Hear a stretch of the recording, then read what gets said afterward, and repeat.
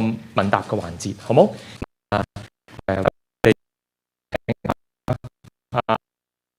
跟住咧講少少，跟住。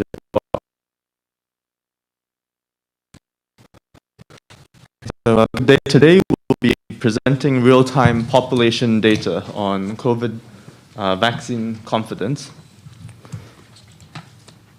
So vaccination has long been recognized as the most effective means for preventing infectious diseases and complications such as deaths. So the availability of COVID-19 vaccines provides a roadmap to ending the pandemic, which has had a profound and ongoing impact on physical, mental, and social well-being in Hong Kong and elsewhere.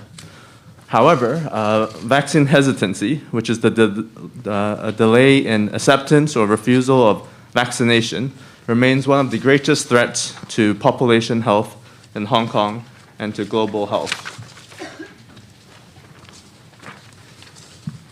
We have therefore been monitoring vaccine confidence in the Hong Kong population in real time using two approaches. First, we leveraged a large territory-wide cohort, the family cohort, to conduct 7 rounds of longitudinal follow-ups during COVID-19 in the past year. So each round includes more than 1,000 adults, and the 2 most recent surveys were conducted in late November, early December, and the most recent one was from January 6th to January 17th. Notably, this is a territory-wide random sample, which we also weighted to the census population.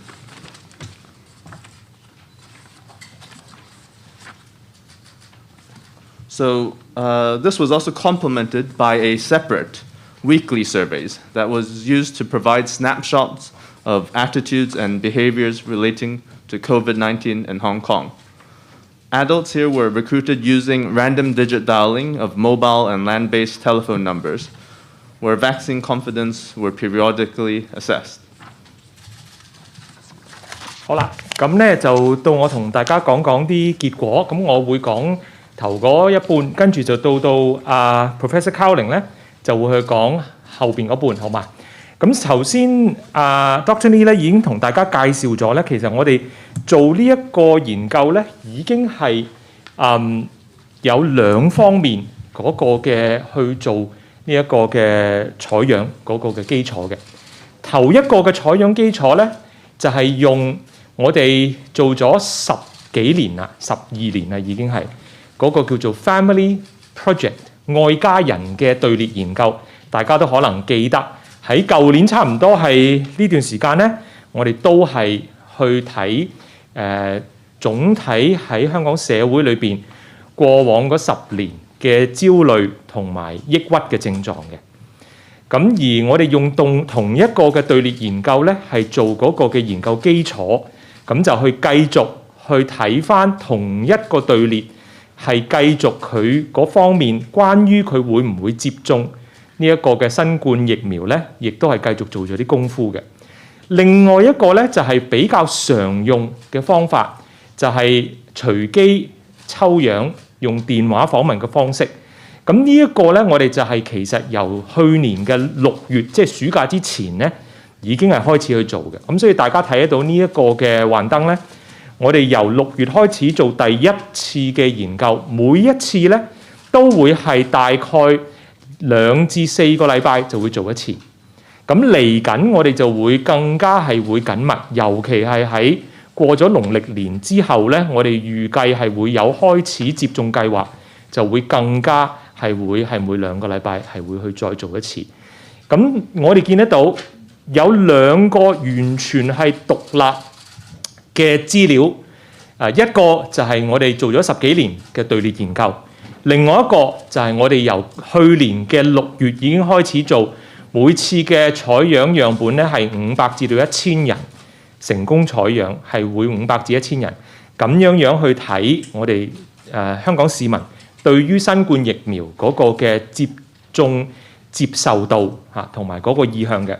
而家呢一個咧就係俾大家睇得到咧，我哋喺隨機抽樣，如果去問市民咧，一路由舊年暑假之前至到今年嘅11月尾度咧，都係非常之穩定，係喺60%嘅人咧係話佢會願意接種嘅，亦都有呢個意向係去接種新冠疫苗。其實即係上落咧係幾個百分點嘅啫，但係到最近嗰2次去做個問卷咧，一個就係12月尾，另外一個咧就係1月中，即是剛剛係喺18至到20號去做抽樣。我哋見得到咧有一個明顯嘅一個嘅下降嘅嗰個接種嘅意向。咁一陣間或者可以再同大家去一齊去思考一下，究竟嗰個原因喺邊處啦。但係呢一個就係我哋隨機抽樣電話咧，就見到有呢一個似乎嗰個減弱咗佢個接種嗰個意向，尤其係喺過去呢幾個禮拜，好嘛？好啦，咁跟住睇翻同一個問題，不過咧係用另外一個方法同埋另外一個嘅資料來源，即是係外家人隊列研究計劃。咁呢一個係大家非常之熟悉，亦都係廣泛代表性嘅嚇，係代表咗全港咧係咁多個住戶嘅。咁亦都見得到啦。其實如果你睇翻，直至到11月嗰陣時咧，都係有2/3嘅人咧係話佢願意係去接種嘅，亦都係有呢個意向，唔單止願意，佢係有呢個意向會去接種嘅。跟住到1月又係啦，就會見到有一個明顯嘅下滑嘅嗰個嘅意向。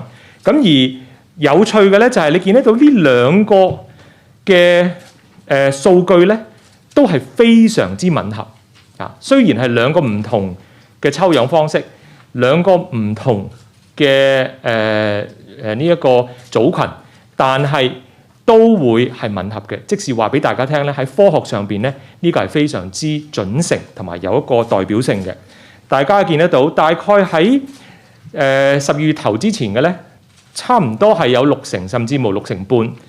跟住咧，你到最近咧就會跌到可能得返40%半50%。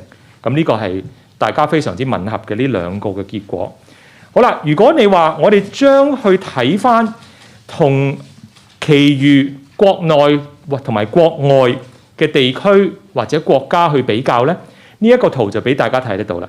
嗱，最遠最右手邊嗰兩個數字咧，就係香港喺唔同嘅時段。淺藍色，其餘咧就係無論係內地或者係國外，佢哋有唔同嘅意向。嗱，唔同嘅意向咧，大家要留意啦。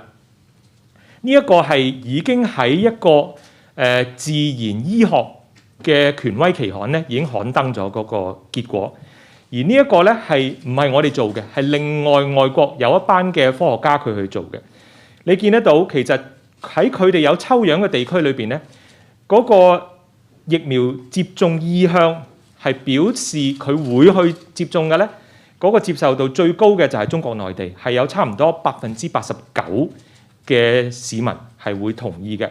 跟住到南韓差唔多80%，跟住美國、英國、意大利。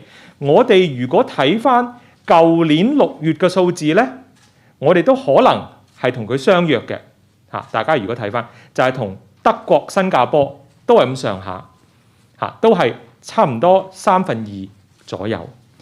咁跟住就到瑞典同埋法國啦。呢一個咧其實唔淨止係新冠疫苗，因為如果你睇翻文獻咧，尤其係有一個非常之大嘅叫做 Welcome Global Monitor 嘅 report 咧，係一路咧都係有睇翻呢一個對疫苗嗰個信心嘅指數咧。其實法國咧喺長期近呢10年8載咧，佢係比較係低嘅嗰個嘅接受程度。咁所以喺新冠你去問咧，咁多個國家同地區嘅比較咧，佢係最低咧，亦都唔係一個特別新鮮嘅事。但係咧，我哋反而係有少少要覺得要警惕，同埋我哋係要做好啲我哋自己嘅工作咧。喺香港咧，就係見得到我哋最近呢一個禮拜咧去做嘅數字，最新嘅數字咧係話只有啱啱過半嘅香港市民咧係有呢個接種疫苗嘅意向，而仲比起法國喺舊年暑假嗰陣時咧嗰個數字係低咗差不多1成嘅。咁呢個大家可以留意同埋有翻一個比較。好啦，呢一個咧就係將我哋自己香港啱喺上個禮拜嘅數字咧，係將佢分開唔同嘅年齡啊、性別啊、教育程度啊，或者佢嗰個嘅工作嘅情況啊，同埋佢自己家庭環境嗰個經濟嘅狀況咧，係去分類。咁你總體見得到咧，其實可能呢一個嘅接種疫苗意向咧，係會喺男士咧係比較會係強啲，喺女士咧係比較低啲。喺一啲比較年紀係大啲嘅群組咧，係亦都係比較係有多啲嘅呢種嘅意向。而喺特別係一啲嘅後生啲嘅群組咧，嗰個意向可能得返係1/3度，大家見得到。教育程度咧，越受呢一個高深教育或者高等教育嘅咧，嗰個嘅意向咧就越低。喺嗰個如果你話睇返經濟環境嘅咧，越係經濟環境係比較寬鬆嘅朋友組群咧，佢亦都係對於嗰個疫苗嘅接種意向咧，係亦都係低啲嘅。咁大家呢個可以亦都係有啲參考嘅價值啦。好啦，我最後講嗰個幻燈咧，就係話，如果去問市民，假如政府喺譬如過年前後咧，係會宣布一啲具體嘅疫苗接種安排，咁亦都會係大家都喺報道睇得到咧，係會有唔同嘅優先嘅組群，咁按佢嘅年齡啊，究竟係咪有一啲長期病患啊，或者係佢自己個職業嗰個需要咧，係會有一個嘅優先嘅次序嘅。咁我哋呢度就問就係話，如果你嗰個優先次序係輪到你嗰組啦，你會係即時接種啊，抑或係會等一陣先？不過都會喺嗰個安排你嘅優先組群嗰個嘅時段，你都會去接種。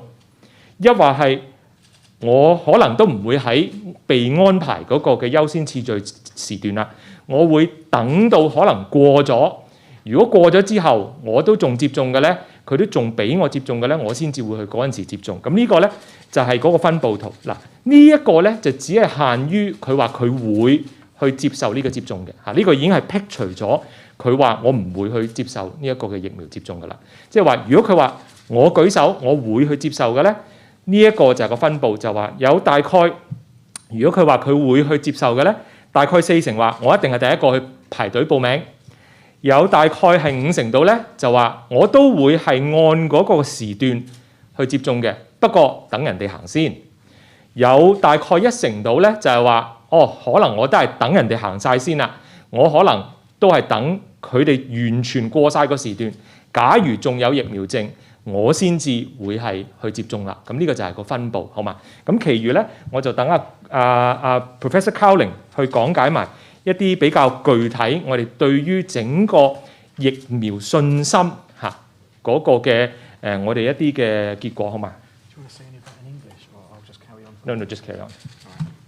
So on this slide, we show some results of a standard set of 5 questions, which are being asked around the world in lots of different countries about COVID vaccines and also about other vaccines. And the first 2 responses are the most important, I think. The first one, overall, I think COVID vaccines will be safe.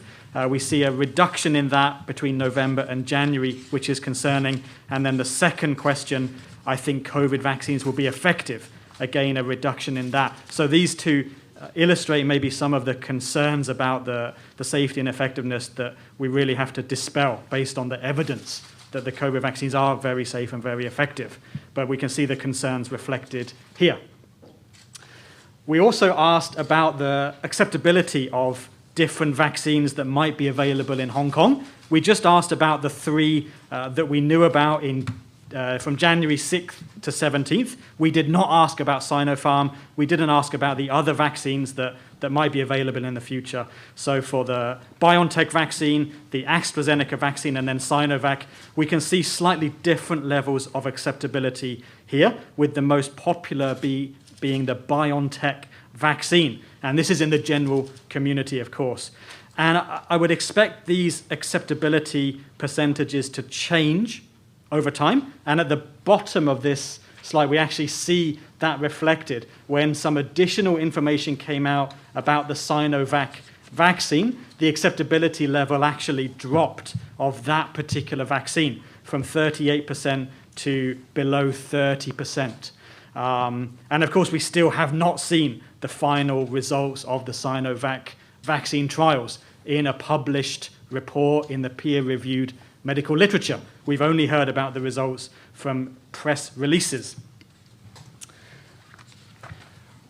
When we drill down into the acceptability in different demographic groups, we have quite a rich data set to examine. And so here the three columns are the BioNTech vaccine and then the AstraZeneca vaccine. And then on the right in red is the Sinovac vaccine. And then the different sets of rows are age, sex, educational attainment, marital status, employment status, and household income. And we see for the BioNTech and the AstraZeneca vaccines relatively similar acceptability in all of the demographic groups. But on the right-hand side, we see the Sinovac vaccine seems to be more acceptable in older adults, in people with a little bit lower educational attainment, and people who are economically inactive or having lower household income, which is interesting. If I continue, from our population surveys, we asked a question at the top of this slide: if you can't choose the type of vaccine that you would get, how likely will you take it? And only 32% said that they're likely, very likely, or certain. A number of other people maybe equivocal, maybe not made up their mind, and quite a number of people unlikely. I think that illustrates the value or the importance of allowing choices in the future if choices are available. And then the bottom is also really interesting. We said, if vaccines are available for your age group, whenever that would be, how would you make your decision whether to take it? And we see a lot of people saying they're going to wait and see. I think that's consistent with one of the earlier results. A lot of people may be pragmatic, wait and see what happens, and then decide what to do. So if we can count on at least 20% of people getting the vaccine very soon, and then most of the others then going to get it, I think we can still achieve a very high vaccine coverage, which is going to be very, very important. So there's only a small minority of people who responded that they really wouldn't like to get the vaccine regardless of what happens. And in the future, maybe we'd even like to change their minds. On this slide, we asked about the attitudes towards vaccination with three questions. The first one, receiving a vaccine is important for controlling the pandemic. Second one, receiving a vaccine can help to reduce my risk of getting COVID.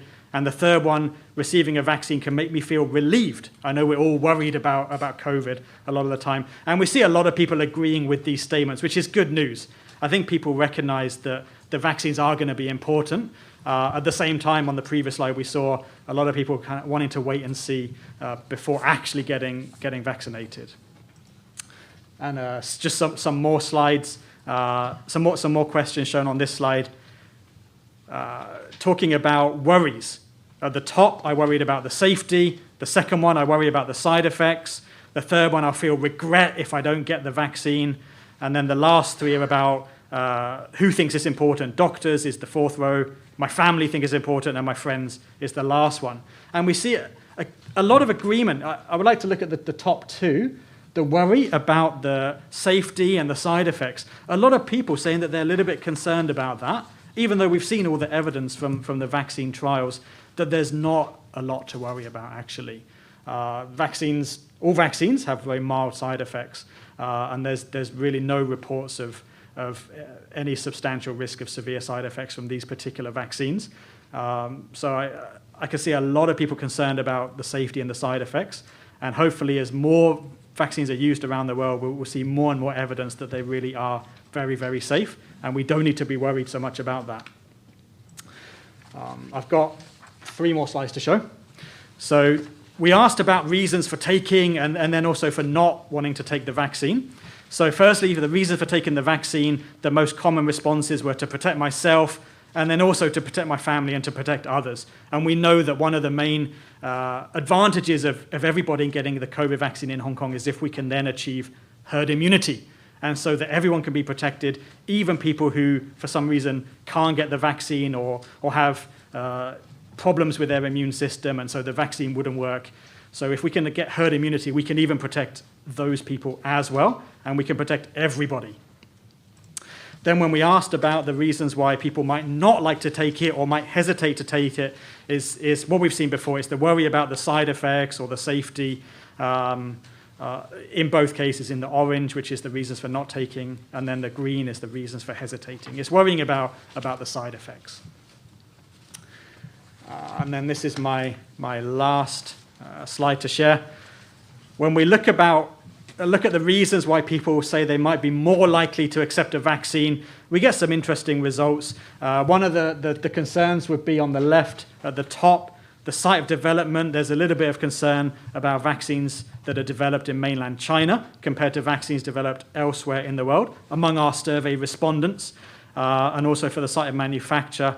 And then there's a preference towards vaccines that are more efficacious, 95% rather than 70% effective, and also vaccines that have a lower side effect, a better side effect profile. And then on the right-hand side, looking at willingness to receive in the United States for comparison, we see kind of similar phenomenon that people prefer more effective vaccines with less side effects and originating in Europe or the US rather than mainland China. So I'll stop there and pass back. 好，唔該晒，多謝 Professor Cowling。好啦，最後咧，我係同大家交代一下我哋自己喺港大醫學院我哋去關於疫苗接種，我哋自己都想出一分力。咁大家都知道咧，其實呢一個嘅新冠疫苗接種計劃咧，全部都係會經過係政府嘅安排啦。呢個亦都係同世界唔同嘅地方，其實每一個國家都係㗎啦，都係由政府當局去安排嘅，因為呢一個咁特殊每個世紀先至一次嘅一個嘅大流行嘅情況。咁大家都好清楚會有幾個唔同嘅渠道去會有呢一個接種啦。第一就係話有香港各區都會有一啲嘅社區接種中心啦，喺各大嘅醫院無論係公家醫院或者係私家醫院同埋診所咧，都會有呢一個接種嘅點啦。咁同埋甚至無咧係有一啲譬如係要住喺院舍，尤其是係長者或者係一啲特殊需要人士嘅院舍咧，都會有一啲嘅外展嘅服務嘅。咁我哋喺諗過應該點樣係去做好我哋自己一個嘅作為醫護專業人士同埋香港一份子嘅一個嘅公民責任咧，我哋係會係有呢一個嘅意向咧，喺農曆年後咧係會幫手營運咧其中一個嘅社區接種嘅設施嘅。咁而準備功夫咧，其實喺過去呢幾個禮拜咧都係如火如荼咁樣進行。咁我哋亦都係得到有好多好有心嘅同事，無論係在職嘅或者係一啲已經剛剛退休嘅人士咧，可能佢係比較有多啲空間咧，係可以幫我哋手。咁亦都係會係每一個嘅時段咧，我哋都希望係可以安排得到咧，係一個非常之高規格嘅主管無論咧佢係呢一個嘅急症科嘅專科醫生或者係呢一個嘅麻醉科嘅專科醫生或者係佢係喺急症同埋尤其是係呢個創傷嘅專科醫生咧，即係呢啲平時咧都會係見慣一啲可能比較嚴重嘅過敏反應或者係甚至無係如果係真係有咩嘢嘅事故係會發生嘅咧，都會可以即場咧係幫得到我哋嗰啲接種嘅朋友嘅。咁所以咧而家係已經進入去呢一個咧最後嘅準備階段，包括係點樣編更之類咁樣。咁希望咧我哋喺做呢一件事咧，其實係兩個嘅最主要嗰個出發點。第一個亦都係最重要嗰個咧，就係希望以新教嘅形式。正如我哋上一次嗰個自願全民嘅檢測咧，都有兩個中心係我哋醫學院咧係去做呢個營運。咁今次咧亦都係希望係俾學生同埋喺我哋呢度培訓嘅醫護同事睇得到咧，其實當社會有咁大件事咧，我哋一定係要做翻好我哋嗰個嘅公民責任。真係去幫整個社會，希望盡快咧係可以做好呢一個接種嘅程序咧，係亦都保障到大家嗰個嘅健康。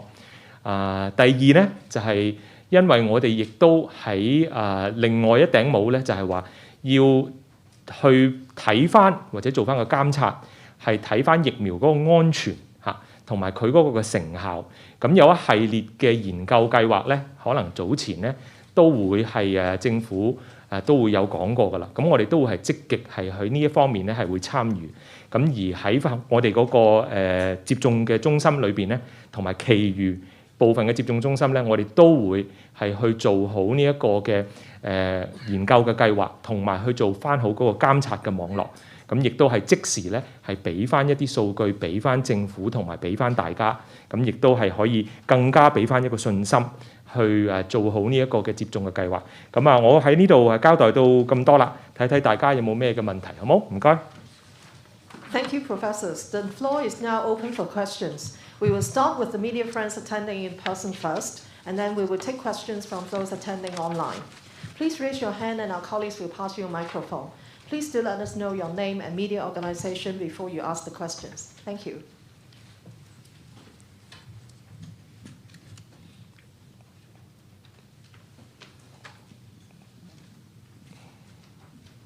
係教授你好，我係東方日報嘅記者，我姓陳嘅，係咁想問一問咧兩個問題啦。第一個就係見到咧，其實有好多嘅香港人都係對疫苗冇信心嘅，成80%嘅人都會覺得佢副作用同埋安全性係成疑啦。咁你嘅角度係覺得市民係多慮啊、多疑啊，定係真係覺得呢個疫苗其實個數據仲未即係令到大家有信心，或者佢個數據未有清晰咁樣話俾大家聽佢嘅有效性、安全性係邊？第二個問題就係想問翻政府其實依家想向呢個疫苗即係國藥啊同埋科興咁樣購買啦，但係其實國藥同埋科興疫苗都未有第3期嘅數據嘅，你哋又贊唔贊成引入呢個國藥嘅疫苗咧？點樣去提高香港人嘅對疫苗嘅信心咧？唔該。多謝你嘅問題啦，或者第一個問題答咗你先啦。我諗其實有80%人或者有60%人係擔心無論副作用啦，或者係佢嗰個嘅安全性咧，呢一個係理所當然嘅。其實應該係100%嘅人都應該係任何嘅針藥都應該係會要去去考慮呢啲嘅問題。其實亦都唔單止係新冠疫苗一個喺呢一個好緊急嘅情況，喺好短時間，其實唔使1年咧就已經係研發咗出嚟，亦都係大量生產。咁所以我覺得咧呢一個係一啲都唔出奇。就算你話我哋喺醫生做醫生喺醫院好喺診所好，每一日見到病人你話要開一隻新嘅藥，或者你話我要同你打個針，或者我要同你做呢一個嘅點滴其實咧都會不時咧都會有病人係會問究竟有咩嘢嘅副作用咧？會唔會係可以唔食住咧？好唔好開始住咧？其實呢個係每一天喺醫院都會發生嘅事。但係我所以覺得呢一方面咧係一啲都唔奇怪。但係我諗我哋最緊要做嘅工作咧就係話點樣俾到信心公眾，就係話其實我哋要睇清楚究竟話如果譬如你話，因為而家資訊好發達究竟係有冇一啲嘅關聯，無論係你講緊面癱啦，或者係呢個脊椎橫切性嘅一啲嘅發炎啦症狀啦，又或者係甚至無有一啲嘅死亡嘅個案或者一啲個案例。咁呢啲咧就係點解會係有一個嘅專家委員會專係去睇究竟無論係我哋自己開始咗接種計劃有嘅潛在嘅個案，又或者係未開始之前，係譬如你話挪威，大家都可能咧會聽過有20幾個係真係年紀係非常之高嘅長者。佢可能係亦都係甚至乎係住喺院舍裏邊，係好多病嘅。咁有見到一啲嘅死亡個案，究竟係咪有關呢？咁所以我諗呢啲咧就係話我哋係要去解答嘅。呢個係我哋係要係責無旁貸，係要去作為科學家、作為醫生咧係要去解答嘅。咁譬如你話挪威嗰個，大家見得到咧，其實上個禮拜咧世衛都已經係十分之快速咁樣係揾咗全世界一個嘅專家委員會，唔同國家、唔同嘅專業，佢睇過晒挪威嗰20幾個嘅數據，亦都逐個個案去分析。佢哋嘅結論咧就係話睇唔到係跟佢去接種呢一個嘅 BioNTech 呢個疫苗咧係有一個直接嘅關係嘅。嗱，我諗咧呢啲咧，我哋就真係即係望落去或者就咁聽到個新聞咧，係會令到大家非常憂慮嘅。但係大家亦都要明白，其實如果你係一個非常之體弱多病，甚至乎喺院舍裏邊，亦都年紀係非常之高嘅一個人士咧，其實佢每一年嗰個嘅死亡率咧都會有一定嘅數目嘅。咁而如果你整個年齡層同埋喺佢嗰個組群，佢既係最高風險染新冠，同埋因為新冠會死亡嘅，所以佢會係第一批接種。但係佢同時咧，亦都係最高風險，係因其餘嘅病係會死亡嘅。咁所以究竟佢出現咗死亡嘅個案，係因為佢自己現有嘅疾病，抑或係因為新冠咧，係要逐個個案咧抽絲剝繭去睇翻出嚟。咁而做完呢個工序之後咧，就世衛係幫我哋解答咗呢一個嘅個案。就係話原來其實冇一個嘅直接嘅關係，睇唔到有一個額外嘅風險嘅因素。咁呢一個其實就係去幫我哋解釋咗，亦都安咗我哋嘅心。但係安個心之餘咧，你都好難話，因為好多時先入為主，或者咧喺嗰個尤其是而家個社交媒體咧好發達。咁大家你講下我講下，你傳下我傳下咧，好難會係明白係咪啊？即係唔係個個都會去睇世衛嗰個報告，或者去逐個個案去分析。究竟咦真正假啊？雖然你話冇嘢啫，會唔會係你睇錯咧，或者你睇漏咧？呢啲咧係人之常情，所以咧我覺得咧最緊要就係話將一啲係科學，唔好話正確，係科學嘅資訊係盡量講。咁講完之後咧，每一個人都要去自己衡量嚇。咁希望咧就係以理服人，同埋我哋過去呢年幾咧，其實大家都會一而再再而三，無論喺香港好，喺外邊都好，你見得到咧，唯一可以帶我哋走出疫情呢一個嘅幽谷，唯一一樣嘢係百試百靈嘅，就係科學。如果我哋唔跟住科學走嘅，我哋讓其餘嘅一啲嘅考慮無論係呢個乜嘢嘢唔係科學範疇嘅考慮，你俾佢帶住科學走咧，呢一個唔係我哋可以走出呢一個大流行嘅一個嘅方法。咁希望係以理服人啦，係咪？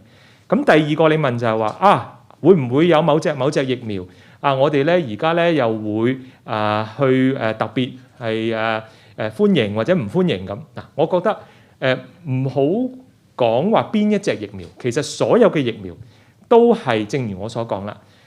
最緊要係睇有冇紮實嘅科學基礎，有冇係一啲全世界包括世衛都認可嘅數據支持。如果有嘅話，我哋一定係會係去做好嗰個嘅審批工作。跟住咧就唔係淨係話你想去買咩疫苗，或者有咩疫苗，就算你係簽咗合同，佢話供應俾你，大家都知道而家咧其實喺歐洲。係歐盟同埋尤其是呢個 AstraZeneca 藥廠咧係有一個嘅拗撬嘅，就係話AstraZeneca 藥廠就話佢可能未必可以係去做好佢嘅供應未必可以俾得到歐盟嘅成員國咧，佢早前簽咗合同嘅供應因為咧佢嗰個出廠咧嗰個嘅生產線咧係未必係可以好似之前預計嗰個產量係可以做到嗰個嘅需求。咁所以咧，歐盟咧亦都話如果係咁咧，可能我又未必俾我自己喺歐洲生產嘅疫苗就會去出口咯噃咁。所以我覺得咧，即係喺個供應嗰方面咧，都係要實事求是。咁所以如果你話喺尤其是係特首都講咗佢上個禮拜咧都係向中央係提請咗，就話如果香港真係有呢一個疫苗嘅供應嘅問題咧，而係做好個科學基礎，睇咗科學數據係絕對冇問題啦。咁審批咗之後，希望如果喺個供應方面國家係可以幫手，係俾特區係有一個優先嘅分配咧。咁呢個當然係非常嘅好事啦，係咪？咁所以我諗就係最緊要都係我講啦。做任何嘅抗疫嘅工作咧，尤其喺疫苗呢件事咧，我哋要睇得清楚個科學。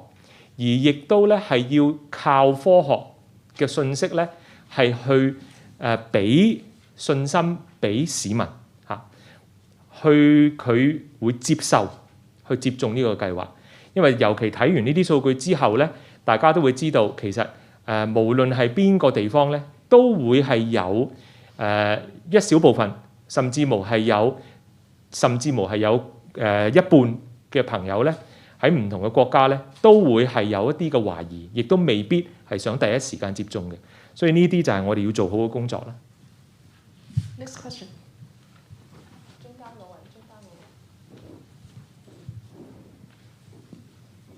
你好啊，幾位香港人嘅鄭翠碧。首先問翻研究嗰方面咧，想問下即係嗰個數據咧，見到係其中一個研究方法嘅數據喺1月咧係去到45%啦，即係你第幾張幻燈？唔好意思。我哋講緊係第5張係咪？即係有個綠色嘅 curve 嗰個。係啊，咁就即係都係唔合格嘅比率啦。想問下其實即係我冇咩唔合格嘅呢啲就。咁但係都有向下跌。係冇錯冇錯。趨勢啦。咁估計其實喺11月至到1月呢段時間係有啲咩事令到市民嘅信心係會有咁大幅嘅下降咁樣啦？同埋點解喺一啲年輕啲啊、高學歷啲嘅人士身上面，可能佢哋個信心會更加細啦。咁點樣可以增加到個信心啦？同埋第二題咧，就係想問對於唔同嘅個藥廠嘅嗰個分析嗰度咧，就見到係科興嗰度咧係比較可能市民個信心係低啲嘅，咁亦都係可能係公佈50.4%呢個嘅支持嗰個信心，亦都同公佈之後唔係好大分別啦。咁其實估計係咪即係本身市民對科興疫苗亦已經係冇乜信心，就唔係同呢個數據有關啦，係會唔會同因為佢喺內地研發有關啦？咁如果而家見到即係市民對於 BioNTech 嘅疫苗先係最有信心，另外嗰兩隻都係個數據係咁差嘅話，其實點樣處理呢個情況咧？會唔會即係市民淨係願意打 BioNTech 嗰隻疫苗啦？咁最後就想問翻，即係頭先何家有提到嘅，就係一啲國藥或者科興嘅疫苗，你自己覺得個底線係咪一定要呢啲藥廠喺國際期刊刊登咗佢哋第3期嘅數據先至可以繼續審批咧？唔該。好睇下我記唔記得你3條問題啊？第一條問題你就問呢個圖啦，點解會無論係呢一個圖，抑或係呢一個圖，都會係喺11月至到上個禮拜嘅期間咧，係會落咗嘅嗰個數字嚇。咁我諗可能係因為越嚟越近，真係有得打，即係我覺得呢個都係一個因素。因為你知道其實頭先我哋講咁多嘅研究結果咧，係問有幾方面嘅。一就係問佢你有冇信心對於疫苗，二就係你對疫苗有咩嘅憂慮，或者有乜嘢理由係對佢憂慮。第三就係話佢對疫苗接種嘅態度。但係所謂最直接就係問究竟你會唔會去接種？咁所以我哋將嗰幾個嘅結果咧，關於最直接呢個會唔會去做直接嘅接種咧，係其實擺先嘅啊，因為大家都知道你個態度、諗法、信心係會影響你有冇呢個意向去打。但係個意向去打咧，就係最直接，就係你係咪真係坐言起行？你會去上網預約，或者你會去排隊去呢個接種嘅中心咧，去接受呢一個嘅疫苗接種嘅。咁所以你見得到會喺真係越嚟越近，可能真係要去打啦。咁你會見得到大家可能講就可能話，都真係好嘅，如果有得打。但係當你真係要坐言起行嗰陣時咧，我哋見得到有一個所謂向下嗰個嘅趨勢咧，亦都唔係好奇怪啊，因為好多時咧，大家意願可能良好嘅，紙上談兵嗰陣時咧，就一定會做。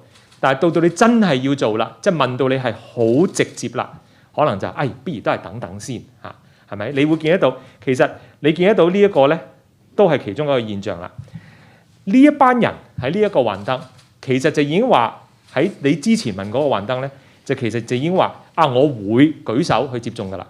但係就算佢話佢舉手嘅咧，大部分人都係話我等等先嚇。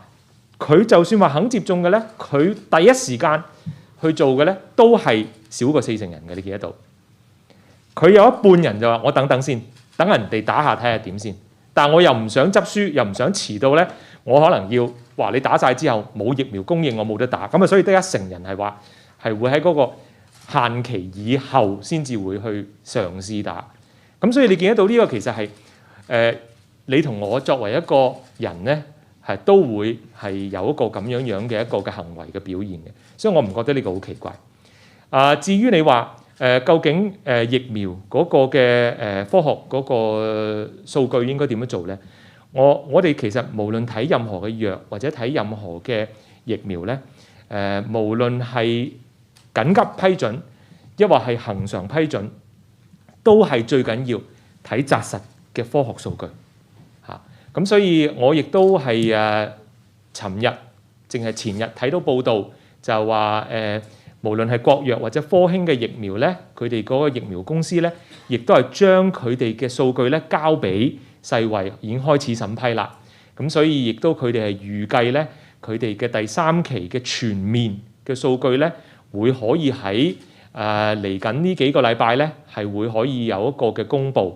咁呢個我都係睇，我冇內幕消息，我都係睇你哋行家寫嘅一啲嘅報導，我睇得到。咁呢個我覺得係一個正面嘅發展啦，係咪？即係有時可能有啲嘢咧都急唔嚟嘅，老老實實係咪啊？即係如果世衛都係啱啱先至係收到嗰個數據咧，我相信佢哋嘅專家都要好小心去睇啦，係咪？咁所以呢一個咧，我相信係希望可以盡快我哋有到呢一方面嘅數據。而其餘你譬如你話好多時我哋話，咦，我哋都係本來預訂咗科興嘅噃咁點解而家仲未有數據啊？咁我亦都唔覺得你頭先問係咪嗰個國際科學期刊嗰個刊登係咪？我唔覺得佢哋唔會去刊登咧，因為其實佢哋1、2期嘅數據咧都喺，如果我冇記錯喺刺針咧即係 Lancet 咧都係刊登咗嘅，其實就係即係之前啊，佢未做第3期之前，佢1、2期嘅數據都係喺國際期刊度刊登咗，所以呢一個咧我諗係一個國際嘅慣例，其實佢哋亦都有呢一個嘅前科咧，係佢哋都會係去做呢一個嘅步驟嘅。咁所以我諗好多時呢啲嘢咧就係希望我哋係一定係好緊張㗎，個個都好緊張，希望可以快啲做得到。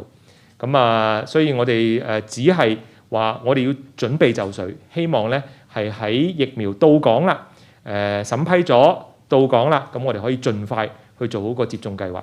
我諗我哋係其實雙軌進行，有時咧就係我哋要爭取有個疫苗供應。第二咧就係話有晒疫苗之後咧，我哋睇完呢啲數據咧，或者你都有咁嘅感覺就話，咦，會唔會冇人嚟打咧？因為咧大家咧可能嗰個意欲咧都係有少少下跌喎，即係真係臨門嗰腳啦。可能我又不如得係等下先啦咁。所以就係而家呢段嘅時間咧，即係過年前後咧，我哋係應該希望係多啲嘅科學嘅資訊同埋一啲嘅信息咧，係俾翻大家。咁等大家咧就唔好話有一個嘅懷疑即係如果你話佢如果真係唔安全或者真係冇乜成效嘅，我哋要講。但係如果你話譬如你話BioNTech 呢個挪威嘅事件之後，世衛睇得好清楚啦已經。咁我哋亦都係睇得到佢啲數據都係好清楚啦。咁亦都要出嚟話俾人聽。你話頭先最後一個問題就係問喺科興嗰個數據，咦佢公佈咗喺巴西50.4之後咧，似乎大家信心低咗喎，亦都唔奇，係咪？即係等於你呢一個 BioNTech， 你挪威事件出咗之後，大家就算你去同屋企人或者同朋友傾，都大家咦怯一怯喎。又或者再早前，可能係半年前啦，大家都記得咧，做緊第3期臨床研究嗰陣時，呢一個 AstraZeneca 藥廠咧係曾經咧係有3宗一啲比較嚴重嘅橫性脊椎炎啊。咁呢一個咧，亦都深尾去睇得到咧，其實有2宗係肯定唔關事，有1宗咧係未能去斷定到。咁到嗰陣時，即係每一次咧都會有呢啲事發生咧，都係要去用科學去睇。睇完之後有關係就要講有關係，冇關係亦都要講冇關係。咁等大家多啲資訊，可以做到一個自己嘅一個抉擇，係咪？咁我覺得呢個係最緊要係開誠佈公啫，同大家公眾都係。Next question，紅色頸巾嗰位。梁教授你好，蘋果日報都想問翻咧，其實睇翻你哋個報告咧，咁喺9個國家或者地區當中，咁其實香港嗰個意向喺1月嘅時候，即係臨近打疫苗啦，都係最低啦。咁想請教下，其實對比其他國家，係咪反映咗香港政府喺遊說解說方面係即係做得不足咁樣咧？如果唔係，點解會係咁多個國家之中最低咧？之後都想問下，即係你頭先一路都強調要有紮實嘅即係科學基礎咁樣啦。咁想問翻，可唔可以講清楚啲？你哋喺審批疫苗方面，譬如嚟緊國藥真係申請，或者科興喺第3期數據一路都未交去期刊，咁你哋到底第3期數據係咪你哋嗰個最後嘅底線咧？即係好似孔教授所講，如果唔係點樣俾市民信心？喺而家年輕人對科興嗰個意願咁差之下，你哋會點樣解釋？即係你哋個審批過程係以乜嘢作為你哋嘅底線？唔該。好，或者同你答咗第一個問題先啦，多謝你嘅問題。嗱，關於嗰個你講緊第7個幻燈，即係講緊呢一個係咪咧？呢個係咪？係啦。嗱，我諗首先咧就係要都要公平啲嘅。公平啲係點解咧？因為喺舊年6月做嘅數據咧，係就係淺藍色嗰啲，就係無論國內或者係外國，都係喺舊年6月嗰陣時做嘅。咁而舊年6月嗰陣時做咧，如果你睇翻香港嘅數據咧，你睇翻舊年6月嗰陣時嘅數據咧，其實同佢哋係相約嘅。正如我所講，你啱啱6月嗰陣時咧，2/3嘅其實同呢一個嘅新加坡啊，同埋呢一個嘅德國咧係一樣嘅。咁所以咧唔同嘅時段咧係會有佢唔同嘅轉變，所以我哋都真係要去蘋果同蘋果，或者唔好仲將佢蘋果同橙。因為正如我所講，如果你今日再去問晒呢啲地方咧，我相信個結果會好唔同。因為我啱今朝我都睇到報道，咁我諗你哋仲清楚過我。Ipsos 嗰個專係做呢一個嘅環球嗰個嘅poll嘅一間公司咧，佢都有去做到呢個類似咁樣嘅研究，而出嚟嗰啲百分比咧係全部低過晒你呢度嘅，全部講緊係。咁所以咧，所以點解我頭先答之前嗰位記者朋友嘅問題，我就話：當你到真係有得打啦，你臨門啦，你係咪真係去打咧？就應該係會跌嘅。其實呢個係好自然嘅事。咁所以呢一個咧，我又唔會太擔心。但係你話：咦，我哋係咪可以去比較放鬆嚇甚至無掉以輕心咧？我覺得絕對唔可以。即係你始終跌咗係跌咗，咁跌咗你個信心嘅問題咧，你就係要多解説。即係正如我所講，紮實嘅科學基礎，開誠佈公，有嗰樣講嗰樣，呢個先至係即係俾到人嘅信心，係咪？咁所以呢一個咧就答咗你第一個問題。第二個問題咧就係話究竟我哋嗰個嘅基礎或者個底線係咩嘢？其實嗰個就好清楚嘅，嗰個整個審批過程咧就係政府立法599K 嗰個立法個過程咧就唔係專家有參加嘅。599K 咧就係講話，如果係有一個緊急使用疫苗嘅咧，係會有以下嘅程序嘅。以下嘅程序咧就係你會係經過衛生署衛生防護中心之前有一個嘅聯合專家委員會，咁呢個我嗰陣時都有參與嘅。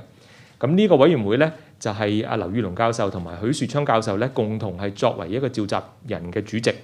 咁嗰陣時就係最早期啦，就係話睇下究竟係用乜嘢嘅疫苗嚇，應該特區政府我哋建議佢睇完晒1、2期嘅數據之後，究竟應該去用乜嘢嘅疫苗，或者係佢個疫苗科技，即係個 technology platform。咁所以得到咧就係話，不如去4個最主要嘅科技平台都去買1隻啦。咁卒之3隻已經傾好，咁啊講咗啦個3隻，咁第4隻而家仲傾緊。咁啊，所以有第4個平台。咁呢個第一步，跟住咧第二步就係特區政府要去聯絡啦。每一個科技平台，我哋有咗啲先後次序，話最好就有呢隻啦。如果呢隻唔係俾我哋第二隻啦咁。咁佢做完呢啲功夫之後咧，咁我哋都唔知道嗰個過程，嗰個所謂磋商嘅過程係點。佢簽好合同咧，咁佢就公佈啦嚇。你同我都係同一個時候知道呢3隻。第3步咧就係話有咗呢啲之後。就會我哋要收到呢啲嘅疫苗廠佢去研發嗰陣時嘅數據，無論係1期、2期、3期嘅數據都要包括喺裏邊。咁而我哋啱啱做好呢個 BioNTech 嗰個嘅審批咧，其實我哋睇咗千幾頁紙嘅嚇，即係好多好多嘅唔同嘅數據。咁亦都係唔淨止話係去睇佢譬如喺呢一個嘅科學期刊，佢去刊登過佢嗰啲嘅結果，係其實佢真係要去做所有嗰個所謂嘅 submission 咧，係有超過1000頁紙嘅嚇。咁我哋睇完晒之後，再呢12個人嘅委員會就係劉澤星教授咧係做個召集人嘅，咁就係睇完俾一個嘅建議俾食衞局局長，食衞局局長咧就最後就係去做呢個審批。咁呢個就係行到嗰度啦。咁所以無論你話係科興好，或者係牛津 AstraZeneca 好，咁佢嚟要去做嘅程序咧，都係一式一樣嘅。咁所以呢一個希望可以解答到你嗰個問題啦。Hi, Victor from SMP. Professors, are you firstly surprised by the 45 or 50% figure of the intention to be vaccinated most recently recorded in Hong Kong, lower even than France, as you said, traditionally quite a reluctant country to get vaccinated. And does that figure worry you? Because as many experts have said, it takes about 70% of the population to get vaccinated in order to achieve herd immunity. So does that mean that we are still quite far away from that target? Secondly, what is your theory for explaining why those that are female, those that are younger, but on the other hand, those with a higher educational attainment and a higher household income are actually more reluctant, according to your survey, to get vaccinated? What is the working theory behind that? And do you think some of those concerns may be validly held? Because given, like some of the experts in the experts panel also decided that vaccination in elderly care homes in Hong Kong should begin with those who are more fit and healthy, instead of those who maybe have chronic illnesses or who are already frail and very old.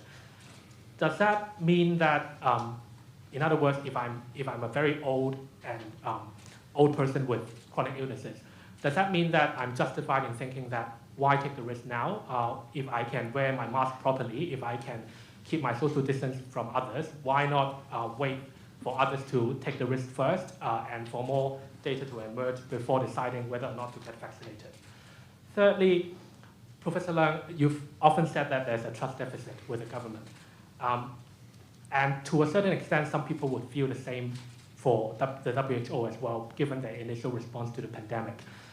You've quoted that the WHO has looked carefully into the data in Norway. How do you think the government and to some extent the WHO can repair or even restore that trust deficit? Do you think part of that answer in Hong Kong may be that the government may have to dump Sinovac, given its low acceptability by the public, according to your survey result, and given the lack of any comprehensive third stage data published in any peer-reviewed journal? Thank you.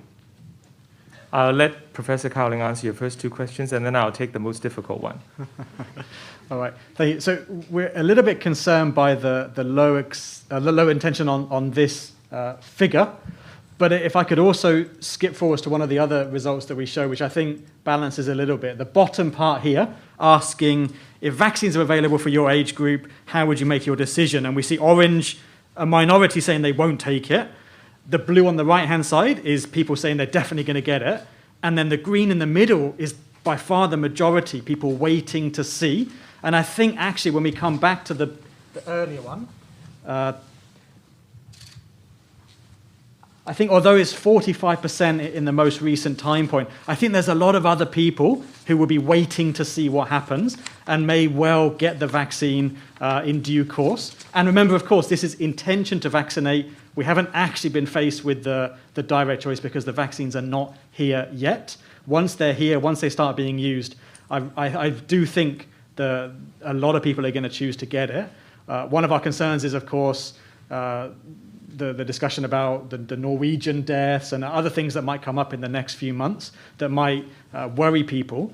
But I'm confident that we're going to get a high vaccine coverage. And if I could respond to one of the points that you mentioned, you said we need to get 70% coverage to get herd immunity. It's not exactly the right calculation. What we need is effective vaccine coverage of 70%, which would be something like 70% coverage with an extremely effective vaccine to get an effective coverage of 70%. But if our vaccine only protects half of the people who get it, if 70% of people were to get that vaccine, we'd have an effective vaccine coverage of half that, of 35%, which I don't think is enough for herd immunity. We'd have to see. And of course, the higher the coverage is, the better. We're not aiming for a single threshold. We'd just like to see more people vaccinated, because even when you have relatively higher coverage of vaccine, we'll always have the risk of outbreaks in different parts of the city if there are pockets of maybe groups that haven't been vaccinated, or over time, maybe after a year, we'll see some waning, some reduction in the vaccine protection, and then we might see outbreaks. So the higher we can get coverage, the better, and that's our pathway to get back to normal. Right now, we're not really having normal life. We have a lot of social distancing measures. Bars are closed, schools are closed, people are working from home. If we'd like to go back to normal, we can replace all of those social distancing measures with vaccination, with a high level of vaccination coverage.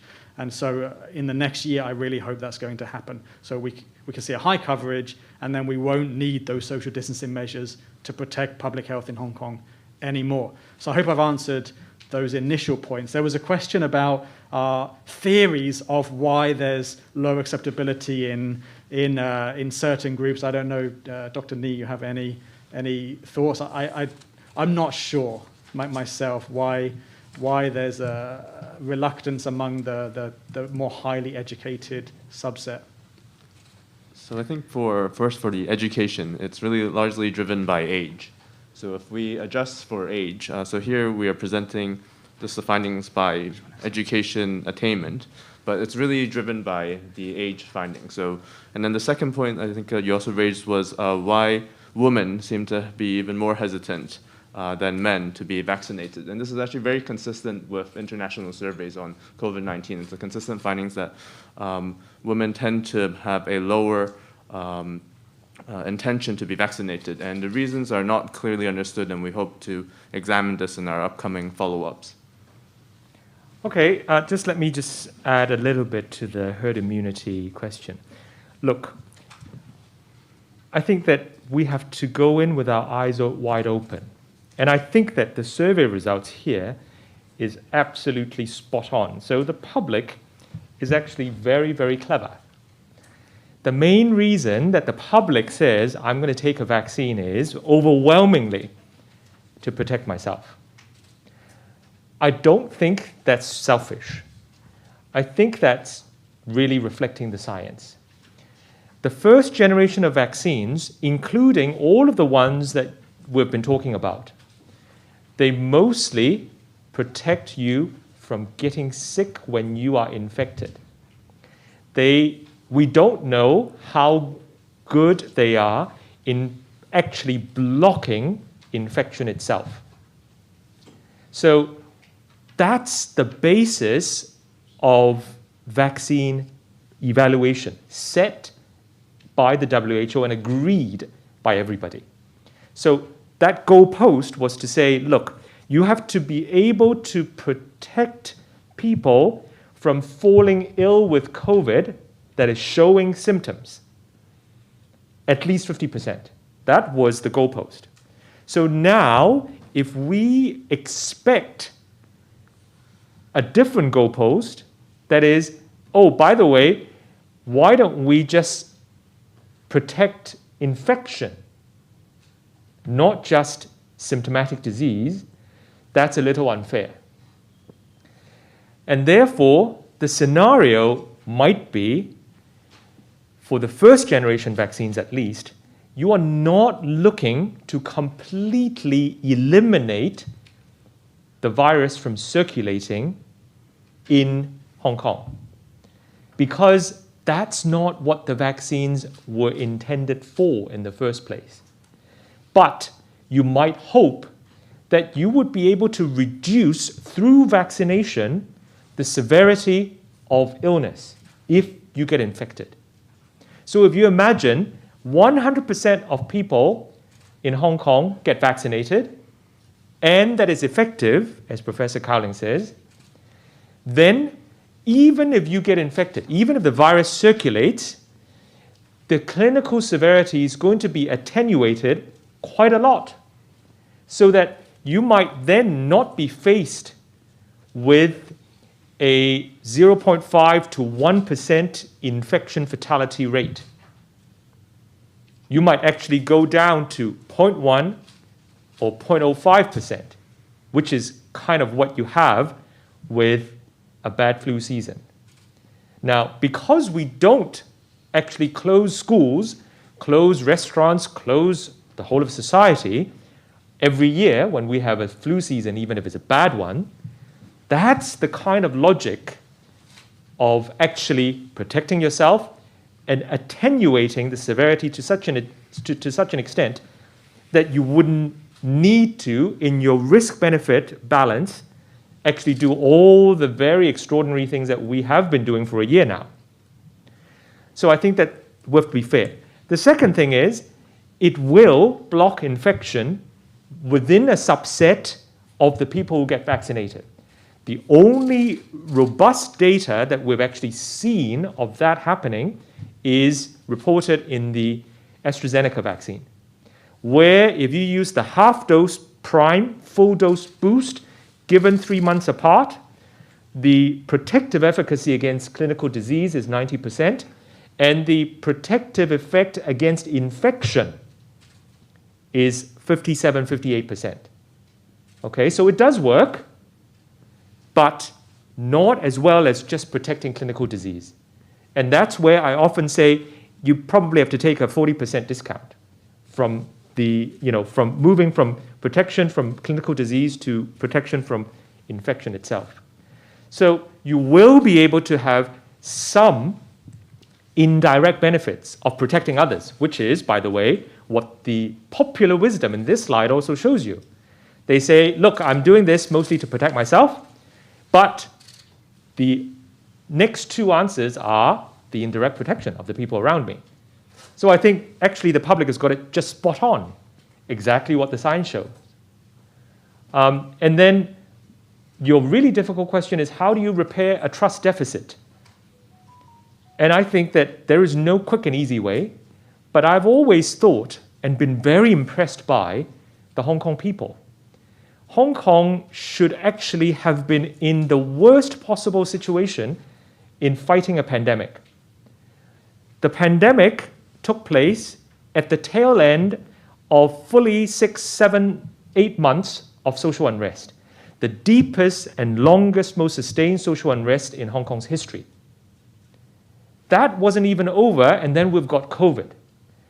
And when you've got that kind of chasm in society, that kind of split, that kind of deep mistrust of the authorities following the social unrest, and you have COVID, we should have been doing much worse than we have done. So I think that Hong Kong people should really, looking back over the last year, give ourselves a pat on the back. Well done. It's absolutely amazing. It is amazing. Now, could we have done better? Of course. Of course we could have done better. We could have plugged those loopholes, whether it's at the border, whether it's the quarantine arrangement, whether the ongoing loophole of contact tracing inadequacies. Of course we should be doing much better. But generally, the person on the street, the ordinary Hong Konger, I think have done an incredibly great job. And I think that what we need now is to have that same sense of solidarity, not because of our differences, but despite our differences, that we want to collectively protect everybody and just go back to some sort of normality. And I think that there's only one way, and that is openness and really allowing science to lead. That's the way, whether it's for the government or whether it's for the WHO, to build and earn trust. Okay, the next question. 中間嗰位。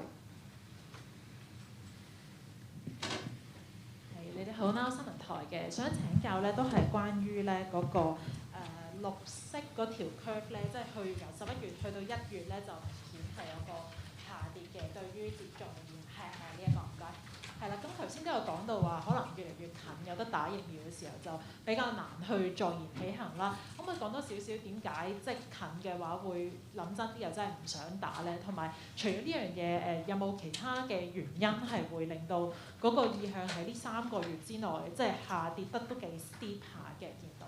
咁另外咧就係想問咧，如果而家個數據係咁樣咧，預期嗰個接種率係點樣咧？理唔理想咧？呢一個數據係咪都 alarming 咧？其實咁同埋都想問翻，即係都講話最緊要就係科學嘅實證啦。其實科學實證就有喺度，但係市民係咪即係好似接收得唔係幾好咧？覺得政府對於已經採購疫苗嘅科學實證嗰個資訊發布係做得好唔好咧？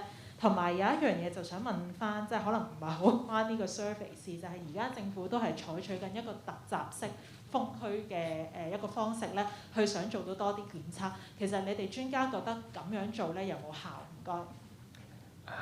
你好多個問題，我嘗試去記得你個問題。你其實就問翻呢條問題，都係其實其餘行家都問過啦，係咪啊？即係其實就話，咦點解會跌都幾緊要喎？由60%跌到去4.5%喎，或者你睇另外我哋有一個嘅採樣都係6.5%又跌到50%喎，咁點解會跌咗10幾個百分點咧？咁除咗我頭先講嗰個理由之外咧，即係我覺得係真嘅，即係好多時我哋就話，講就容易，坐言起行咧都係不如諗諗先啦咁。咁呢個其實正如我所講啦，你睇睇呢個其實都係大部分嘅人。就算佢話我會去接種嘅咧，佢都話：我等人哋行先，好禮讓嘅其實就不過咧禮讓得嚟咧，佢又覺得唔好執輸喎，因為咧如果我可能即係過咗個時限咧，我又冇疫苗打喎，因為都睇到好多新聞咧就話係咪有冇可能會有一啲嘅疫苗嘅出口管制啊？咁你香港冇啊？咁點算咧咁？咁所以係其實有一個猶豫嘅，就係呢個其實係人之常情。我諗大家都要明白，即係呢個係一個正常人咧都會咁諗嘅。咁頭先Professor Cowling 亦都俾你睇到呢一個咧，其實大家你睇下邊嗰個咧就係大家觀望態度，你眼望我眼，不如你先啦，不如我先啦。咁即係你見得到，絕大部分嘅人咧都係中間嘅。咁而我見得到呢一個圖咧，其實就係會睇得到可能。當局咧係會見得到呢一個下邊個圖咧，綠色嘅咧就係面前要做嘅功夫啦。點樣係去俾到信心綠色呢班朋友，而呢班朋友咧其實係70%嘅香港人，點樣俾到呢一個猶豫喺中間嘅朋友信心？咁我諗係即係有一個係好清楚透明嘅資訊整個計劃係由而家開始至到農曆年後，我哋開始有疫苗打咧。喺呢一個月咧，其實係好緊要嘅功夫要做咁，所以我諗呢個係解答你嗰個問題啦。咁跟住你仲問咗咩話？對唔住。政府做成點？對於個資訊發放好定唔好？我都係俾科學講説話啦，總數會講説話啦。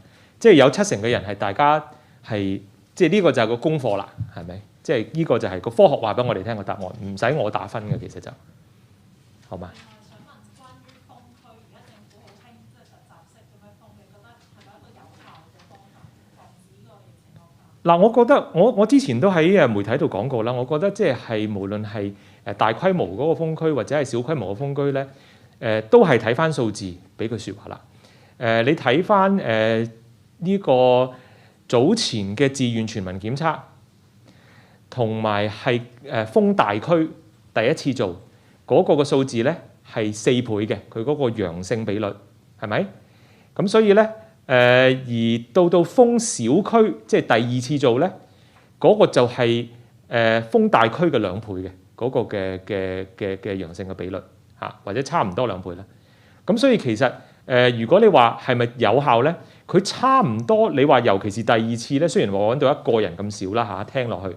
但係你個比例嚟講咧，佢差唔多近乎係話喺我哋去睇私家醫生有症狀嘅求診者裏邊嗰個差唔多到嗰個嘅程度㗎啦。咁所以我諗咧，呢個係真係合格嘅嚇。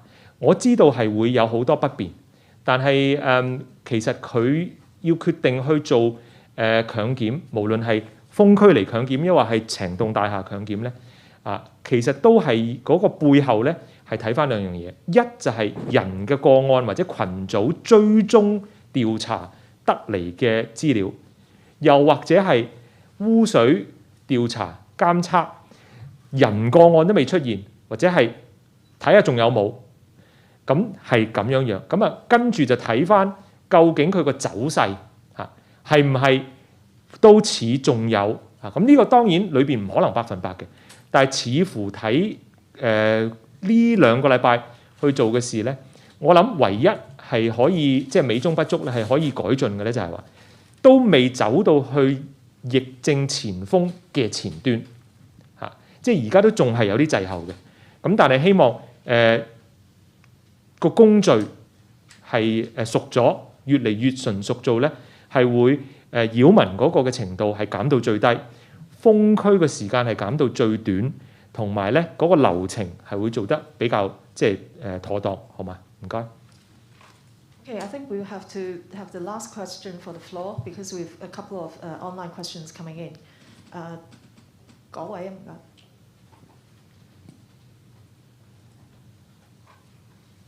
你好啊，3位港台嘅，想問下其實即係你哋會唔會都分析到即係市民佢哋揀3款疫苗揀邊一種去打嗰個主要嘅考慮因素係咩咧？即係同埋都見到，即係科興係未有第3期數據啦。咁就算公佈咗嗰個效用係50.4%，即係要插邊合格咧，都係仲有大約30%人係即係會接受去接種嘅。即係你哋覺得嗰個原因係邊度咧？第二就想問下，其實即係疫苗嗰個接種意向都一路下跌緊啦。其實都會唔會反映係市民對政府甚至乎係世衛係冇呢一個信心？政府係咪有需要提供一啲誘因俾即係市民去接種呢一個疫苗咧？第三就即係想問翻你哋嗰個營運中心咧，其實而家有冇一啲嘅詳情係可以即係可以透露咗先？即係譬如話選址啊，預計可以為幾多每日可以為幾多人接種，同埋即係你哋會點樣即時監察個副作用咧？唔該。最後個問題最容易答，因為嗰個係等政府分配，所以你可以問翻政府當局佢嗰個嘅詳情啦。你頭嗰啲問題咧就係話有咩誘因嚇？第二個問題就有咩誘因？誘因係其實公眾已經話俾你聽啦，最大嘅誘因咧就唔係要有咩嘅即係一啲 incentive， 最大嘅誘因就係話佢為咗保護自己。第二同第三大嘅誘因咧就係保護佢周邊嘅人。咁我覺得呢個係非常之足夠嚇。即係你話如果係係咪如果打咗針之後，好似有外國，亦都有一啲例子，譬如你話冰島其實佢喺今朝媒體亦都報道啦，外電報道就係話佢就已經係考慮緊係咪去做嗰個叫做旅遊嘅針卡嚇。有咗呢個針卡咧，佢可以嗰個嘅出入境嗰個限制咧係可能係比較可能寬鬆啲。咁呢個就冰島外電報道。歐盟我亦都係今朝都係睇報紙啫，就係歐盟嘅外電報道咧，就話歐盟嘅成員國咧有啲就係五波，就係話有啲國家就認為應該要有呢一個嘅針卡嘅旅遊嘅安排便利，有啲嘅國家咧就覺得唔應該有呢一方面。咁所以即係呢一個咧唔單止係香港嘅一個問題，咁但係我亦都留意得到咧，有唔少嘅香港人咧都會覺得如果咧我哋有咗嗰個旅遊嘅便利咧，有咗個所謂針卡嘅記錄咧，呢一個亦都係佢哋好大嘅誘因喎。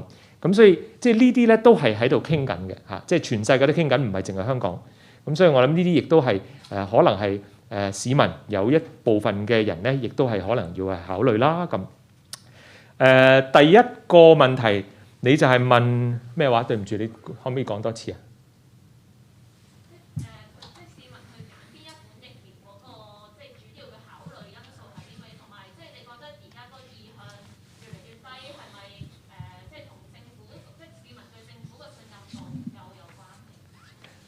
我唔去猜測啦，不過市民點解會去選擇接種咧？其實就喺呢度啦，就係呢個幻燈啦。